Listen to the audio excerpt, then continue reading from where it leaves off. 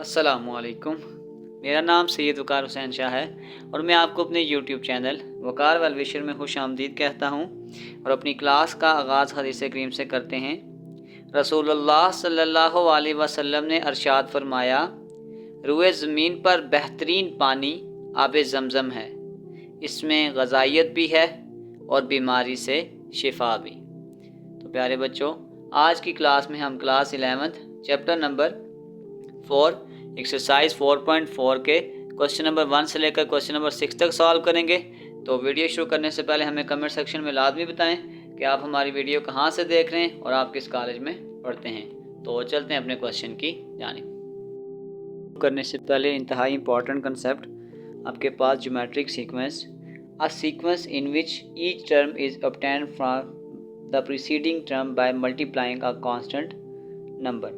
के हम जो नेक्स्ट टर्म लेंगे अगर हम उसको किसी खास कांस्टेंट नंबर से मल्टीप्लाई करते जाएंगे, the constant number is called a common ratio denoted by r, और आर आपके पास 1 के बराबर भी नहीं होगा और r not equal to 0, where A1 is the first term and r is the common ratio. Then अगर हम इसका फार्मूला बनाते हैं तो आपके पास आ जाएगा A इक्वल टू A यानी कि फर्स्ट टर्म, A2 आपके पास आ जाएगा A1 इंटू आर, और A3 का अगर मैं फार्मूला बनाऊँ तो ये A2R। फिर ये जो A2 का आंसर है ये सारा हमने A2 का आंसर पुट कर दिया, इसको इस R से मल्टीप्लाई कर देंगे तो ये आ जाएगा AR का स्क्वायर। और फिर आपके पास अगर इसको इसी फॉर्म में लेके जाएंगे, यहाँ पे मैं एक टर्म और भी लिख देता हूँ। फॉर एग्जांपल अगर हमने A4 बनाना हो तो ये आपके पास आ जाएगा A4 is equal to A3 into r. फिर A3 का फार्मूला आपके पास आ जाएगा AR स्क्वायर इंटू आर, तो ये आ जाएगा AR क्यूब। इन सिंपल अगर हमने A4 निकालना होगा तो ये AR3 यानी AR पावर 3 हो जाएगा। A5 निकालेंगे AR पावर 4 यानी कि एक पावर हम कर देंगे। अगर इसको हम n फार्मूला बनाएंगे तो आ जाएगा AN is equal to ARN-1 n term of geometric sequence. और अगर हमने डायरेक्ट R फाइंड करना हो यानी कि कॉमन रेशियो फाइंड आउट करना हो तो यूँ याद रख लें, second value divided by first value. किसी भी बाद वाली वैल्यू में से पहले वाली वैल्यू को क्या कर दें, अगर हम डिवाइड कर देंगे इस तरीक़ाकार से हम आर की वैल्यू फाइंड आउट कर सकते हैं। तो अब चलते हैं अपने क्वेश्चन की जानिब। Number 1, right the first 5 terms of geometric sequence. हमें डेटा ये गिवन है कि ए की वैल्यू आपके पास 5 है और आर आपके पास 3 है, तो इसका मतलब फर्स्ट टर्म आपके पास आ गई A1 इज इक्वल टू 5। और अगर हमने A2 बनाना हो तो उसका फार्मूला होगा AR। ए की वैल्यू आपके पास 5 है, आर की वैल्यू 3, ये 15 हो जाएगा। अगर हमने A3 बनाना हो तो देखें ये जनरल फार्मूला मैं यहाँ पे थे भी बना सकता हूँ, यानी आपके पास आ जाएगा ARn-1, यहाँ पे n3 है तो 3 - 1 करेंगे तो ये आ जाएगा AR2। बस सिंपल ये है कि अगर हमने A3 बनाना है तो ये आ जाएगा AR2, यानी एक पावर इस नंबर से हम कम कर देंगे तो ये आ जाएगा 5 और 3 का स्क्वायर 9, 9 5 = 45। फिर अगर हम A4 बनाएंगे तो वो आ जाएगा AR3, ए आ जाएगा 5 और 3 की पावर 3, 3 पावर 3 27 को मल्टीप्लाई कर देंगे 5 के साथ तो ये आपके पास आ जाएगा 135। फिर आपके पास आ जाएगा A5, ये आ जाएगा AR पावर 4, ए आपके पास 5 है, आर पावर 4, तो 3 की पावर 4 मल्टीप्लाई बाय 5, तो ये आपके पास आ जाएंगे 405। तो हम ये कह सकते हैं the first 5 terms are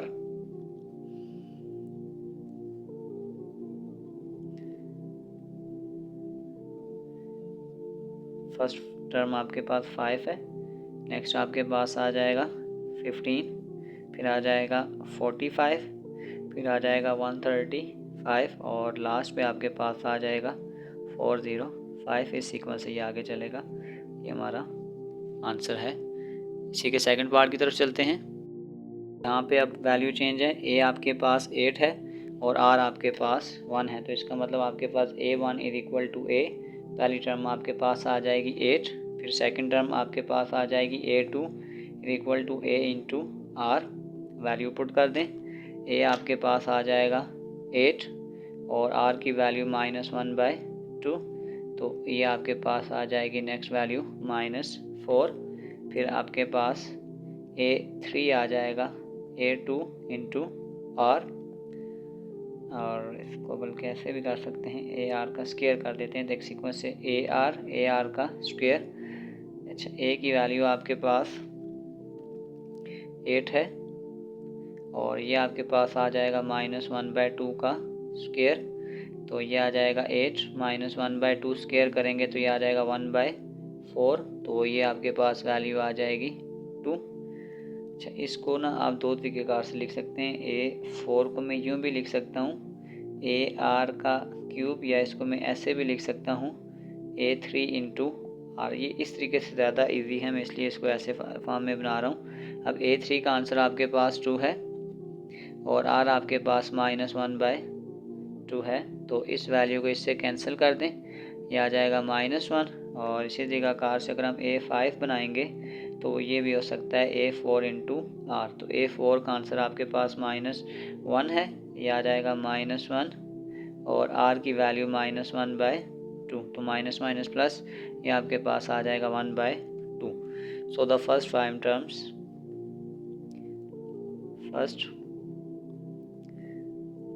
terms are, वो आपके पास आ जाएगा 8 -4 2 -1 एंड 1/2। ये हमारा आंसर है।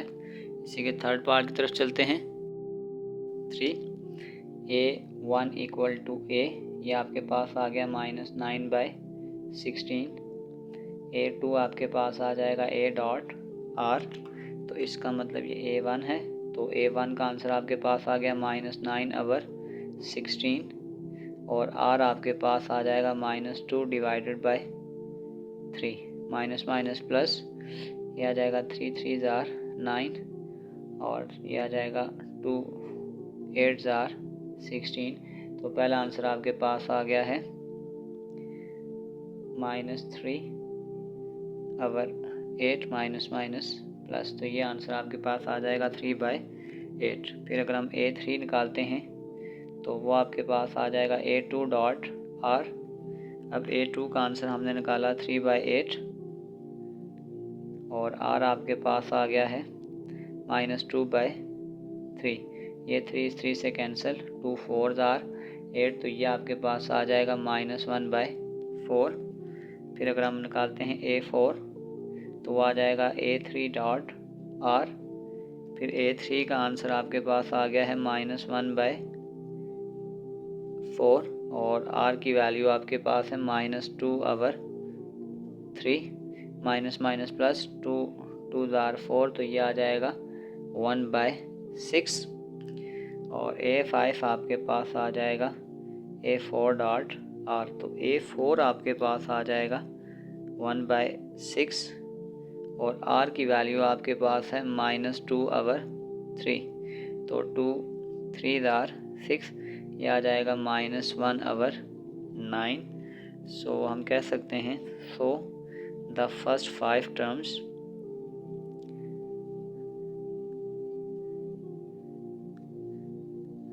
पहले आपके पास आ गई -9/16, सेकंड आपके पास आ जाएगा 3/8, -1/4, 1/6 और -1/9। ये हमारा आंसर है। तो चलते हैं नेक्स्ट पार्ट की जानिब। Number 4 A1 equal to A, ये आपके पास आ जाएगा x/y। फिर A2 आपके पास आ जाएगा A डॉट R, तो A का आंसर आपके पास आ गया है x/y और आपके पास जो R का आंसर है वो आपके पास है -y/x। ये इसके कैंसिल और ये इससे कैंसिल, ये आ जाएगा -1। फिर नेक्स्ट हमारे पास जो आ जाएगा A3, वो आ जाएगा A2 डॉट R, तो इस A2 का आंसर आपके पास है -1 और R का आंसर है -y/x, माइनस माइनस प्लस हो जाएगा, ये आ जाएगा y/x। फिर आपके पास आ जाएगा A4 equal to A3 dot R। फिर A3 का आंसर आपके पास आ गया है y/x और R का आंसर आपके पास है -y/x। एक्स, तो ये आ जाएगा minus y square over x का स्क्वायर। फिर आपके पास आ जाएगा A4, वो आ जाएगा A3, सॉरी ये A5 है, तो ये आ जाएगा A4 डॉट आर। A4 का आंसर हमारे पास है minus y square divided by x का स्क्वायर, और आर आपके पास आ गया minus y divided by x, तो माइनस माइनस प्लस, ये आ जाएगा वाई का क्यूब ओवर एक्स का क्यूब। सो हम कह सकते हैं so the first 5 terms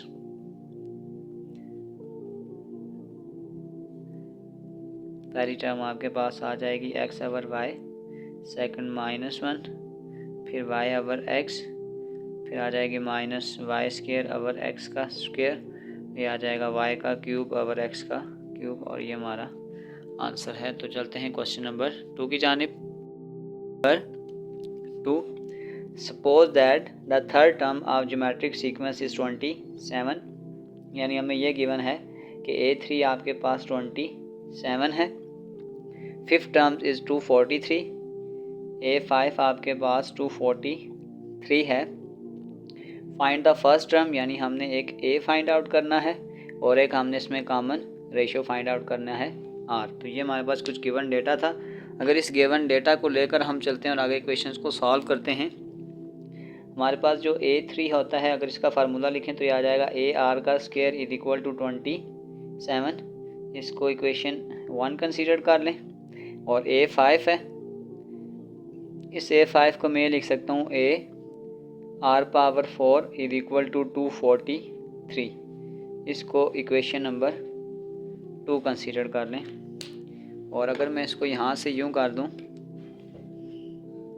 2 divided bye 1, तो ये आपके पास आ जाएगा AR⁴ इज इक्वल टू 243, और ये आपके पास आ जाएगा AR का स्क्वायर डिवाइडेड बाय 27। ये A से कैंसिल, ये 4 R हैं, ये 2 इससे कैंसिल, तो ये आ जाएगा R का स्क्वायर इज इक्वल टू, ये आ जाएगा 243 डिवाइडेड बाय 27, तो ये आपके पास आ जाएगा 9।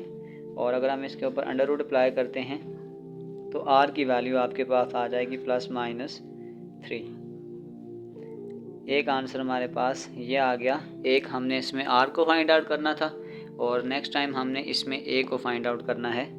तो अगर हम यहाँ से ये कर दें, पुट इन 1, इक्वेशन 1 आपके पास ये है AR का square is equal to 27, A आ जाएगा +-3 का square is equal to 27, square में अगर माइनस होगा भी तो वो प्लस हो जाएगा, ये आ जाएगा A into 9 is equal to 27, तो ये आपके पास आ जाएगा A is equal to 27 divided by 9, 9 3 ज़ार 27, A is equal to 3।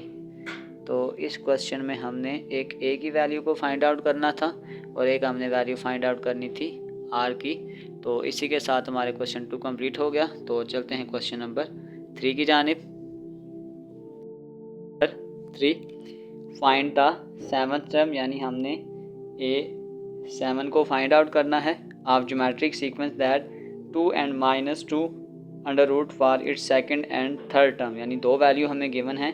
A2 हमें गिवन है, उसका आंसर 2 है, और फिर हमें A3 गिवन है, उसका आंसर -√2 है।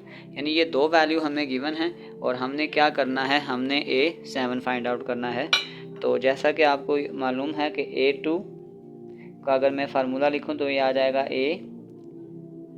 AR1 हो जाएगा, यानी कि AR हो जाएगा, और इसका मतलब ये जो AR है, इसका मतलब है ये जो A.R है, ये हमारे पास 2 के बराबर है। तो इसको यूँ बना लें कि AR इज इक्वल टू 2, इससे इक्वेशन 1 कंसीडर कर लें। फिर इसी तरीक़ाकार से ये A3 है, जो A3 है वो आपके पास होता है AR⁴, तो इसका मतलब है AR⁴ आपके पास आ गया -√2। अब आप ये करें, अगर मैं यहाँ से इसको इस स्टेप की तरफ लेके जाता हूँ, अगर मैं यहाँ से A की वैल्यू निकाल लेता हूँ, A is equal to 2 divided by R, और इसका इक्वेशन का नाम रख लेते हैं 2। तो पुट इन 2, तो अगर मैं 2 में इसकी वैल्यू पुट करता हूँ, यानी ये था आपके पास a r square is equal to minus under root of 2, यहाँ पे ये ए की वैल्यू पुट करते हैं, ये आ जाएगा 2 ओवर आर इंटू आर का square is equal to minus under root 2, ये एक इससे कैंसिल हो जाएगा, ये आ जाएगा 2 r is equal to minus under root of 2, और ये आ जाएगा r is equal to minus under root 2 divided by 2। अब अगर मैं इसको पावर की फॉर्म में लिखूं तो ये आ जाएगा 2 की पावर 1/2, और ये आ जाएगा 2 की पावर 1, फिर पावर सेम कर लें -1, और ये नीचे आ जाएगा 2 की पावर 1 माइनस 1/2, ये आ जाएगा -1, 2 1 आर 2, 2 में से 1 निकालेंगे आ जाएगा 2 की पावर 1/2, तो ये आ जाएगा -1/2 अंडर रूट, और ये आपके पास आर की वैल्यू हमारे पास फाइंड आउट हो गई है, यानी आर की वैल्यू आपके पास आ गई -1/√2। ये हमने आर निकाला, इसकी ये वैल्यू हम पुट करते हैं इक्वेशन नंबर 1 में। आप देख सकते हैं इक्वेशन नंबर 1 हमारे पास थी a r is equal to 2, और यहाँ पे अगर मैं आर की वैल्यू को पुट करता हूँ, यह आ जाएगा ए -1/√2 इज इक्वल टू 2, ये उधर मल्टीप्लाई हो जाएगा, यह आ जाएगा ए इज इक्वल टू, इस माइनस को भी मल्टीप्लाई कर दें, यह आ जाएगा -2/√2। तो हमने जो ए की वैल्यू को भी फाइंड आउट करना था वो आपके पास ए की वैल्यू निकल आई। अब इन दो वैल्यू से हम A7 की वैल्यू को आसानी से फाइंड आउट कर सकते हैं। तो A7 की तरफ चलते हैं, 7 का फार्मूला लिखते हैं। A7 का फार्मूला आपके पास हो जाएगा A इंटू आर पावर 6, तो A की वैल्यू आपके पास आ गई -2/√2, और R की वैल्यू आपके पास आ जाएगी -1/√2 की पावर 6, यह आ जाएगा -2/√2। सबसे पहली बात है ये पावर इवन है, तो ये इस माइनस को क्या बना देगी, प्लस बना देगी, आ जाएगा 1, 2 की पावर 1/2 पावर 6। तो नेक्स्ट स्टेप इसको अगर यूँ लिख दें -2/√2, और यह आ जाएगा 1/2 की पावर 1/2 की पावर 6, तो ये आ जाएगा -2/√2 1/, तो ये आपके पास आ जाएगा 2 की पावर 3, तो ये आ जाएगा -2/√2, ये आ जाएगा 2 की पावर 3 करेंगे तो ये 8 हो जाएगा, तो ये आ जाएगा 2 4 आर 8, ये आ जाएगा -√2 डिवाइडेड बाय 4, तो ये आ जाएगा -2 की पावर अंडर की पावर होगी तो ये आ जाएगा 1/2, और ये 4 है तो ये आ जाएगा 2 का स्क्वायर। पावर्स को मैच करें तो ये आ जाएगा 2 की पावर 2, ये प्लस 1/2 नीचे आके -1/2 आ जाएगा, 2 2 आर 4, 4 में से 1 निकालेंगे तो ये आ जाएगा -1, 2 की पावर ये आ जाएगा 3 डिवाइडेड बाय 2। तो हमारे पास जो फाइनल आंसर आ जाएगा तो वो आपके पास आ जाएगा, इस फॉर्म में भी इस आंसर को हम लिख सकते हैं, या ज़्यादा से ज़्यादा अगर बुक के आंसर को फॉलो करेंगे तो ये आपके पास जब ऊपर जाएगा तो आ जाएगा -2, 2 की पावर -3 डिवाइडेड बाय 2, ये पावर नीचे प्लस थी जो ऊपर लेके गए तो माइनस हो जाएगी। ये भी आपका आंसर है, और अगर आप इस आंसर में लिखना चाहें तो ये भी आपका आंसर है। तो चलते हैं क्वेश्चन नंबर 4 की जानिब। नंबर 4, हाउ मैनी टर्म्स, तो इसका मतलब हमने नंबर को फाइंड करना है, यानी कि n there in geometric sequence in which first and the last term, यानी जो फर्स्ट वैल्यू आपके पास a वो आपके पास 16 है, और लास्ट वैल्यू आपके पास आ गई an 1/64, और कॉमन डिफरेंस यानी कि r भी हमें दिया हुआ है वो आपके पास 1/2 है। तो ये डेटा था हमारे पास। तो अगर हम इसके फार्मूला को लिखते हैं तो वो आपके पास होता है an is equal to AR n-1, ये एक जनरल फार्मूला है इसका। तो वैल्यू पुट करते हैं, an की जगह हम लिखेंगे 1 divided by 64 equal to a आपके पास आ जाएगा 16, और r आपके पास आ जाएगा 1/2 n-1, n हमने फाइंड आउट करना है, तो ये आपके पास आ जाएगा 1/64, इस 16 को इधर डिवाइड मल्टीप्लाई इधर आके डिवाइड कर दें तो ये आ जाएगा 1/2 की पावर n-1, इसको मल्टीप्लाई करें, ये आ जाएगा 64 मल्टीप्लाई बाय 16, तो ये आपके पास आ जाएगा 1024 इज इक्वल टू 1/2 की पावर n-1। तो अगर हम 1024 का एलसीएम निकालें तो ये आई थिंक 2 पावर 9 या 2 पावर 10 आती है। 2 पावर 9 तो नहीं आ रही, 2 पावर 10 चेक करें, तो ये आ रही है 2 पावर 10। तो अगर मैं इसको यूँ लिख दूँ 1/2 की पावर 10 इज इक्वल टू 1/2 की पावर n-1, तो इसको ऐसे लिख लें 1/2 की पावर 10 इज इक्वल टू 1/2 की पावर n-1। अगर यहाँ से आगे हम क्वेश्चन करते हैं और इसकी कंपेयरिंग पावर्स,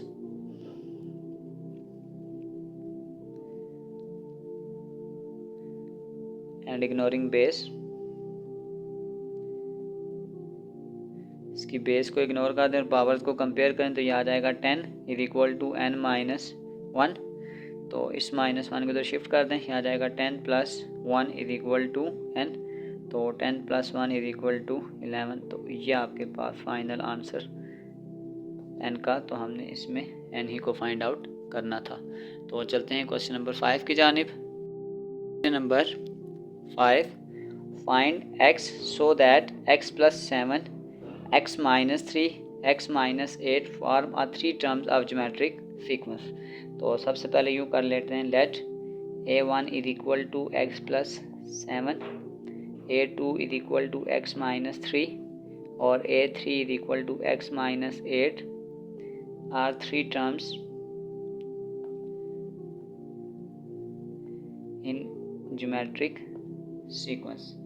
तो अगर हम इनको ज्योमेट्रिक सीक्वेंस की टर्म बनाते हैं तो ज्योमेट्रिक सीक्वेंस में जो आपके पास मैंने पहले बताया था, अगर हम किसी भी चीज़ में से r निकाल रहे हैं तो इसका मतलब ये होता है कि सेकंड डिवाइडेड बाय फर्स्ट, और r को यूँ भी निकाल सकते हैं third divided by second, third term divided by second term. यानी इसके मुताबिक अगर हम r की वैल्यू को फाइंड आउट करते हैं तो मैं r यूँ भी बना सकता हूँ कि second value x - 3 divided by x + 7, और फिर मैं r को यूँ भी बना सकता हूँ कि थर्ड वैल्यू यानी कि x - 8 डिवाइडेड बाय x - 3। इसका नाम अगर मैं 1 रखता हूँ, इसका नाम मैं 2 रखता हूँ, तो 1 = 2। तो अगर यहाँ से आगे मैं इसको सॉल्व करता हूँ तो ये आपके पास आ जाएगा x - 3, x + 7 is equal to x - 8 और x - 3। तो क्रॉस मल्टीप्लाई कर दें, यह आ जाएगा x - 3 का square is equal to x + 7 x - 8। तो ये फार्मूला आ जाएगा a का स्क्वायर -2 ab और b का स्क्वायर, यहाँ से आ जाएगा x × x - 8 + 7 × x - 8। यह आ जाएगा x² -6x + 3 का स्क्वायर 9। यह आ जाएगा x का स्क्वायर -8x + 7x - 56। तो यह आ जाएगा x का square -6x + 9 is equal to x का स्क्वायर। 8x में से 7x निकालेंगे तो ये आपके पास आ जाएगा -x - 56। तो इन तमाम वैल्यूज़ को तो शिफ्ट कर दें तो ये आपके पास आ जाएगा x का स्क्वायर -x - 56 प्लस x का स्क्वायर इधर आके -x का स्क्वायर -6x उधर जाके +6x और ये +9 उधर जाके -9 इक्वल टू 0। तो ये +x² -x² से कैंसिल हो जाएगा। 6x में से ये x निकालेंगे, ये आपके पास आ जाएगा 5x और 56 और ये 9, तो ये आपके पास आ जाएगा -65 इक्वल टू 0। तो यहाँ से पहले हम x की वैल्यू को फाइंड आउट करते हैं। आपके पास आ जाएगा 5x = 65 implies that x = 65 divided by 5। तो 65 डिवाइडेड बाय 5, तो ये आपके पास आ जाएगा x = 13। तो ये x की वैल्यू हमने निकाली। सो द सीक्वेंस आर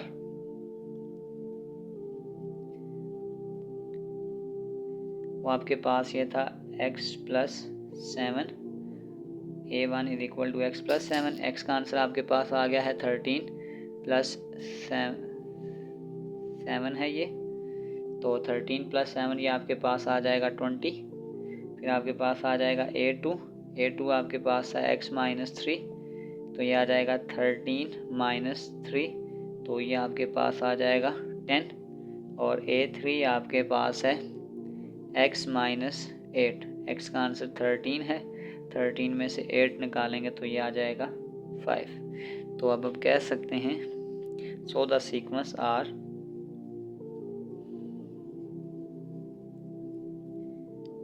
आपके पास आ जाएगा 20, 10, 5 एंड सो ऑन, और ये हमारा आंसर है। तो चलते हैं क्वेश्चन नंबर 6 की जानिब। 6, इसमें हमें ये गिवन है कि आपके पास जो a10 की वैल्यू है वो l के बराबर है। तो इस a10 को मैं यूँ भी लिख सकता हूँ, यानी कि हमारे पास ये a10 है, तो ये आ जाएगा a⁴ 9 = l। इसको इक्वेशन नंबर 1 कंसीडर कर लें। फिर आपके पास ये आ जाएगा a13 = m। तो इस a13 को मैं यूँ भी लिख सकता हूँ a⁴ 12, तो ये आपके पास आ जाएगा m। इसको इक्वेशन नंबर 2 कंसीडर कर लें। और फिर आपके पास है a16 = n, तो इसको मैं लिख सकता हूँ a⁴ 15 = n, तो इसको मैं इक्वेशन नंबर 3 कंसीडर कर लेता हूँ। अब 1 बाय 1 मैं इक्वेशन को सॉल्व करता हूँ। मैं यूँ करता हूँ 2 / 1, तो 2 आपके पास यूँ आ जाएगा a⁴ 12 = m, और ये आ जाएगा a⁴ 9 = l। ये a से कैंसिल, ये 3 बच जाएगा, यानी ये आ जाएगा r⁴ 3 = m / l। इसको एक नया नाम दे दें इक्वेशन नंबर 4 का। और अगर मैं अब डिवाइड करता हूँ 3 / 2, तो ये आपके पास आ जाएगा a⁴ 15 = n divided by a⁴ 12 divided by m। तो ये इससे कैंसिल, 15 ये 12 है, तो 3 बच जाएगा। यहाँ पे भी आ जाएगा r⁴ 3 = n divided by m। इससे कर दें क्वेश्चन नंबर 5। तो अगर मैं इसकी लेफ़्ट हैंड साइड को कंपेयर करता हूँ तो आप ये देख सकते हैं r⁴ 3। तो अगर मैं यूँ कर दूँ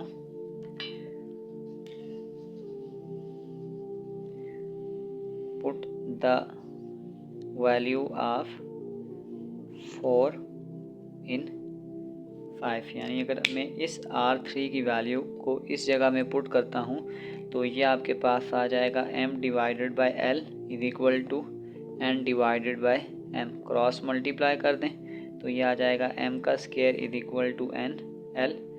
तो हमने यही चीज़ प्रूव करनी थी कि m का स्क्वायर = l n।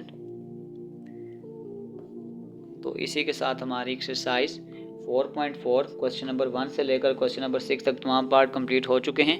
डिस्क्रिप्शन में मैं इस पूरे चैप्टर की एक्सरसाइजेज का लिंक डाल दूंगा। अगर आपको किसी भी जगह मसला हो तो आप आसानी से जाकर वो क्वेश्चन विज़िट कर सकते हैं। आखिर में एक छोटा सा मैसेज अपने देखने और सुनने वालों के लिए, अभी हमारे रास्ते में आया हुआ टूटा हुआ पुल बुरा नहीं होता, वो आपको एक ऐसी जगह पे जाने से रोकता है जहां आपको नहीं जाना चाहिए। ज़िंदगी के सफ़र में हर रुकावट का कोई ना कोई मकसद ज़रूर होता है, बस हमें इस रुकावट से सबक सीखना ज़रूरी है। तो प्यारे बच्चों, अपना बहुत सारा ख्याल रखें। मिलते हैं अगली वीडियो में, तब तक के लिए अल्लाह हाफिज़।